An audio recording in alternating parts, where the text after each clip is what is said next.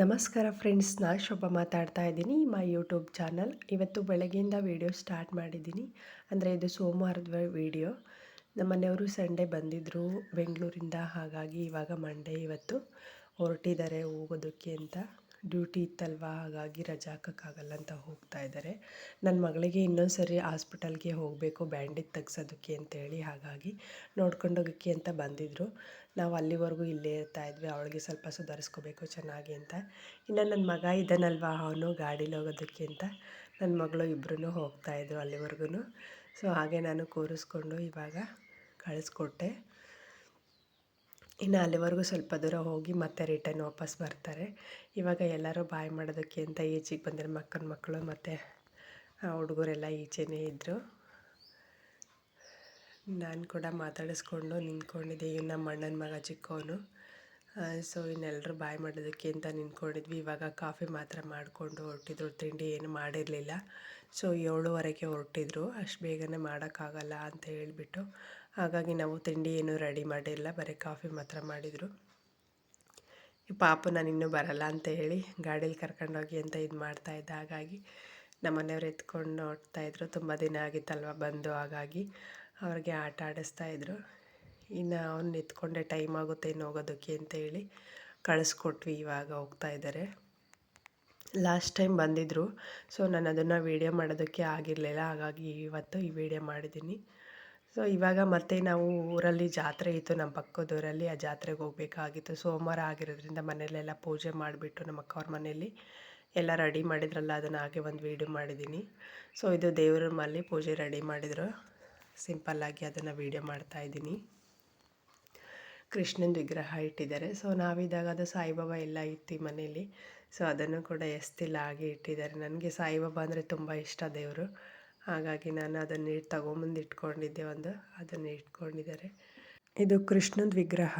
ಅಕ್ಕನ ಮಗುಗೆ ತುಂಬ ಇಷ್ಟನಂತೆ, ಹಾಗಾಗಿ ಅದು ಕೃಷ್ಣನ ವಿಗ್ರಹ ಇಟ್ಟಿದ್ದಾರೆ. ಸೊ ಇದು ನಮ್ಮ ಅಜ್ಜಿ ತಾತ ಇವರು. ಇನ್ನು ಓದೋದಕ್ಕೆ ಅಂತ ನಮ್ಮ ಅಕ್ಕನ ಮಕ್ಕಳು ಎಲ್ಲ ಬುಕ್ಸ್ ಎಲ್ಲ ಈ ಥರ ಇಟ್ಕೊಂಡಿದ್ದಾರೆ. ದೇವರು ಮನೇಲಿ ಓದ್ಕೊಳ್ಳೋದಿದು. ಸೊ ಇನ್ನು ಮಕ್ಕಳೆಲ್ಲ ಜಾತ್ರೆ ಇತ್ತು ನಮ್ಮೂರ ಪಕ್ಕದಲ್ಲೇ ಸುಲೈಂಪಾಳ್ಯ ಅಂತ ಹೇಳ್ಬಿಟ್ಟು, ಅಲ್ಲಿಗೆ ಎಲ್ಲರೂ ಜಾತ್ರೆಗೆ ಹೊರಟಿದ್ದೀವಿ. ಇವಾಗ ಮಕ್ಕಳೆಲ್ಲ ರೆಡಿಯಾಗಿದ್ರು, ಇವಾಗ ನಾವು ರೆಡಿ ಆಗ್ತಾಯಿದ್ವಿ. ಅವನು ನಮ್ಮ ಅಕ್ಕನ ಮಗ. ಸೊ ಇವಳು ನನ್ನ ಮಗಳೆಲ್ಲ ಗೊತ್ತಿರುತ್ತೆ ನಿಮಗೆ. ಇನ್ನು ನಾನು ನೈ ಪಾಲಿಶೆಲ್ಲ ಹಾಕ್ಕೊತಾ ಇದ್ದೆ. ಇವರು ನಮ್ಮಮ್ಮ, ಅವರು ನಮ್ಮಮ್ಮನ ತಂಗಿ, ನಮ್ಮಮ್ಮ ಚಿಕ್ಕಪ್ಪನ ಮಗಳು ಅವರು. ಇನ್ನು ನಮ್ಮ ಅಕ್ಕ ಅವರು ಹೊರಟಿದ್ರು. ಎಲ್ಲ ರೆಡಿಯಾಗಿ ಇವಾಗ ಹೋಗ್ಬೇಕಂತೇಳಿ ಮಕ್ಕಳೆಲ್ಲ ಆಟ ಆಡ್ಕೊತಾ ಇದ್ರು, ಬಚ್ಚಿಕಣ ಆಟನ. ಸೊ ಹಾಗೆ ಒಂದು ವಿಡಿಯೋ ಮಾಡ್ತಾಯಿದ್ವಿ. ಇನ್ನು ಎಲ್ಲರೂ ರೆಡಿಯಾಗಿ ಹೊರಡಬೇಕಾಗಿತ್ತು. ಇವಾಗ 3 ಗಂಟೆ ಆಗಿತ್ತು ನಾನು ವಿಡಿಯೋ ಮಾಡಿದ್ದು.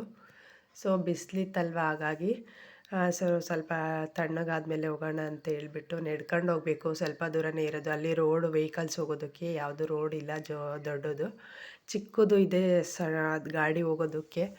ಹಾಗಾಗಿ ಗಾಡೀಲೇನು ಹೋಗೋದು ಬೇಡ, ಹಾಗೆ ನಡ್ಕೊಂಡೇ ಹೋಗೋಣ, ಸ್ವಲ್ಪ ದೂರನೇ ಇರೋದು ಅಂತೇಳಿ ಎಲ್ಲರೂ ನಡ್ಕೊಂಡೇ ಹೋಗ್ತೀವಿ. ಇವಾಗ ನಮ್ಮ ಪಾಪ ಮಲ್ಕೊಂಡಿದ್ದ. ಸೊ ಇವರು ನಮ್ಮ ಅಪ್ಪಾಜಿ, ನಮ್ಮ ಅಯ್ಯ ಅವ್ರು ಬರಲ್ಲ ಅಂತೇಳಿ ಮಲ್ಕೊಂಡಿದ್ರು. ಸೊ ಇನ್ನು ಮಕ್ಕಳೆಲ್ಲ ಈ ರೀತಿ ರೆಡಿಯಾಗಿದ್ರು. ನಾನು ಕೂಡ ಸೀರೆ ಹಾಕ್ಕೊಂಡಿದ್ದೆ, ನಮ್ಮ ಅಕ್ಕ ಅವ್ರ ಸೀರೆ. ಬ್ಲೌಸ್ ಆಗ್ತಿರ್ಲಿಲ್ಲ, ಸ್ವಲ್ಪ ದೊಡ್ಡದಿತ್ತು, ಆದರೂ ಅಡ್ಜಸ್ಟ್ ಮಾಡ್ಕೊಂಡು ಹಾಕ್ಕೊಂಡೆ. ಹೊಸ ಸೀರೆ ಅಂತ ಹೇಳ್ಬಿಟ್ಟು ಕೊಟ್ಟಿದ್ದರು.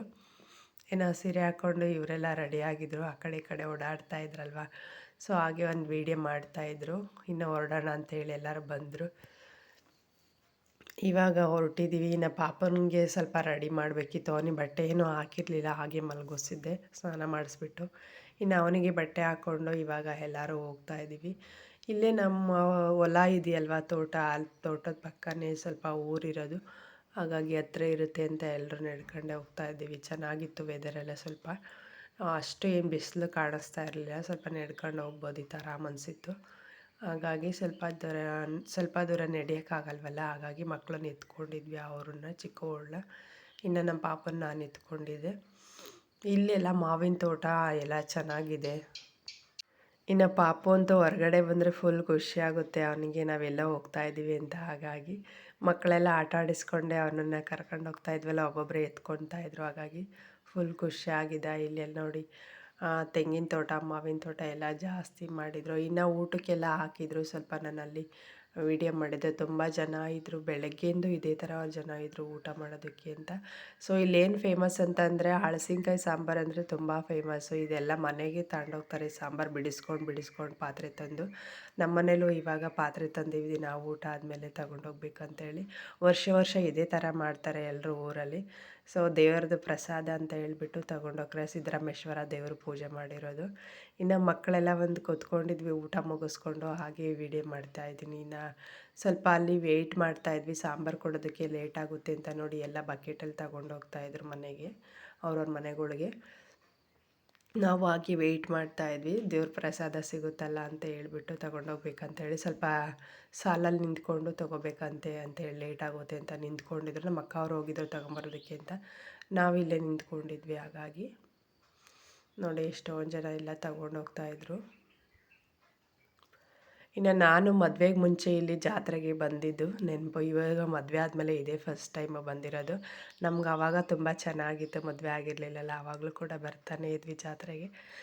ಸೊ ಇದು ಸಿಂಪಲ್ಲಾಗಿದ್ರೂ ತುಂಬ ಚೆನ್ನಾಗಿ ಗ್ರ್ಯಾಂಡಾಗಿ ರೆಡಿ ಮಾಡ್ತಾಯಿದ್ದಾರೆ. ದೇವಸ್ಥಾನ ಎಲ್ಲ ಚೆನ್ನಾಗಿ ರೆಡಿ ಮಾಡಿದರು. ಚಿಕ್ಕದೇ ದೇವಸ್ಥಾನ ಆದರೂ ಚೆನ್ನಾಗಿತ್ತು, ಜಾತ್ರೆ ಎಲ್ಲ ಚೆನ್ನಾಗಿರುತ್ತೆ. ಇನ್ನು ಜಾತ್ರೆಗೆ ಏನಾರು ತೊಗೋಬೇಕಂತೇಳಿ ಒಂದೊಂದು ಸ್ವಲ್ಪ ಬಳೆ ಎಲ್ಲ ಮಕ್ಕಳಿಗೆಲ್ಲ ಕೊಡಿಸ್ತಾ ಇದ್ದೆ, ಅವ್ರು ಹಠ ಮಾಡ್ತಾರೆ ಅಂತ ಹೇಳ್ಬಿಟ್ಟು. ಇನ್ನು ದೇವ್ರ ಪ್ರಸಾದಕ್ಕೆ ಅಂತ ಹೇಳ್ಬಿಟ್ಟು ಬಾಳೆಹಣ್ಣು, ಕರ್ಪೂರ, ಉದ್ದಿಗೆಡ್ಡೆ ಎಲ್ಲ ತೊಗೊಂಡು ಹೋಗ್ತೀವಿ. ಇವಾಗ ದೇವರು ಒಳಗಡೆ ಹೋಗ್ಬೇಕು ಪೂಜೆ ಮಾಡಿಸೋದಕ್ಕೆ ಅಂತ.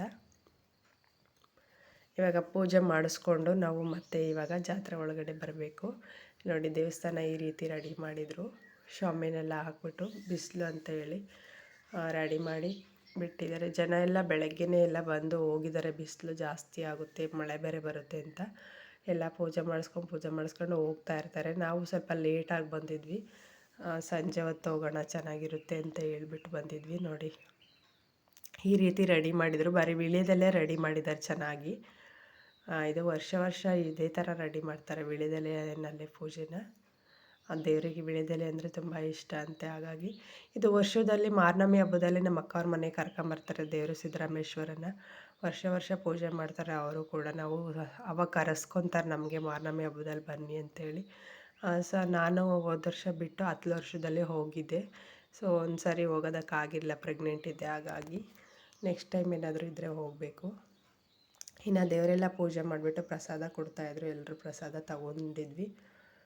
ಸೊ ನಾನು ಹತ್ರಕ್ಕೆ ಹೋಗಿ ವೀಡಿಯೋ ಮಾಡಿಲ್ಲ, ಸ್ವಲ್ಪ ದೂರದಿಂದೆಲ್ಲ ವೀಡಿಯೋ ಮಾಡಿದ್ದೀನಿ.